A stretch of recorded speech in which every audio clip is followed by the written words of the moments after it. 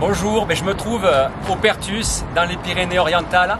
Je suis en compagnie de Guillaume Castelvy, qui est un historien, spécialiste local, un spécialiste de la fortification dans le Roussillon et les Pyrénées-Orientales. Et l'objectif de cette vidéo, c'est de parler de ce bunker qui se trouve donc juste à la limite, à la frontière avec le Perthus, sur lequel se trouvait jusqu'à il y a quelques temps une tourelle de chars Panzer 1, qui n'est plus là parce qu'il y a eu des photos qui ont circulé. Elle était encore en place jusqu'à récemment. Mais Guillaume, qu'est-il arrivé à cette tourelle? La tourelle a été sauvegardée en fait par les services de la mairie et implantée au fort de Bellegarde pour la protéger.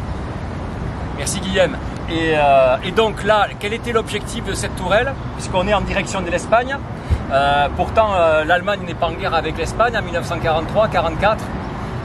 Quel était l'objectif? Quel était le but? Cette tourelle devait permettre de protéger le site du Perthus et surtout éviter que des alliés puissent débarquer en Espagne et remonter en France par le sud et notamment les Pyrénées. Où se trouve stockée la tourelle aujourd'hui? La tourelle se trouve au fort de Bellegarde, donc à quelques centaines de mètres d'ici. Bon, et bien Guillaume, on va aller la voir. Ah ben oui. Allez. Nous sommes devant la tourelle de Panzer 1, voilà, qui a été installée ici. Elle est exposée avec quelques costumes. C'est ça, des mannequins donc à la fois de la douane allemande et du RAD qui ont construit ces bunkers. Pour la tourelle elle-même, donc là on a une reconstitution avec, là qu'est-ce qu'on voit? Donc ça c'est la mitrailleuse? C'est la mitrailleuse MG34 qui équipait ce genre d'ouvrage. On peut avoir des MG42 qui sont un peu plus évolués, mais c'est beaucoup plus rare. Là, qu'est-ce que c'est là, cet orifice? Donc c'est l'ouverture pour l'optique qui permettait de viser pour la tourelle. Très bien. Donc là, on passe sur les côtés. Et donc là, on a des épiscopes, c'est ça, les épiscopes des ouvertures, puisque cette tourelle était montée sur un char. Et là, elle est adaptée spécifiquement pour être montée sur un blocos, sur le blocos qui était en bas. Voilà. Qu'est-ce qu'on voit là? Là, c'est l'intérieur. Voilà, donc l'intérieur, sur la partie droite, on retrouve la mitrailleuse, la bande avec la caisse de munitions. Sur la partie gauche, on a le volant qui permettait de monter et descendre la mitrailleuse pour viser la cible ennemie. Et il manque encore l'optique pour servir à la visée. Et là, c'est quoi ça Donc là, c'est une ouverture pour pouvoir mettre notre optique pour voir l'ennemi faire de l'observation.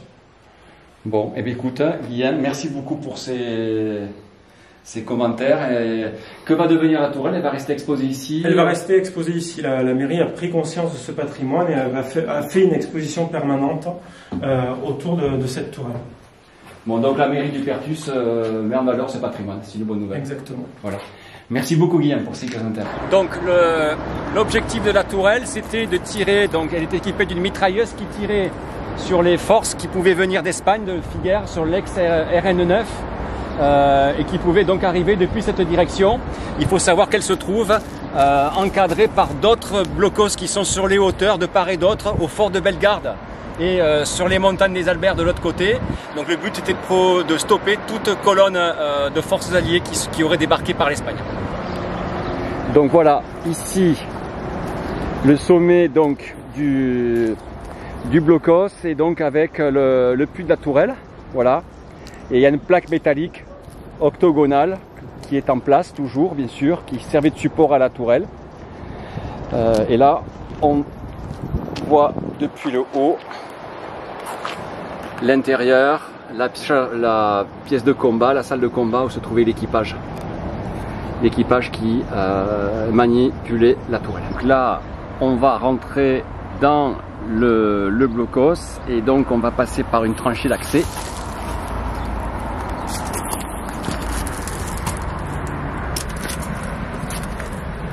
Qui va nous amener donc dans une première salle, voilà, qui est une soute à munitions.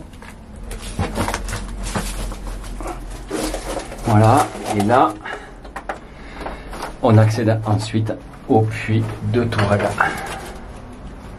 Voilà, le puits de la tourelle Panzer 1.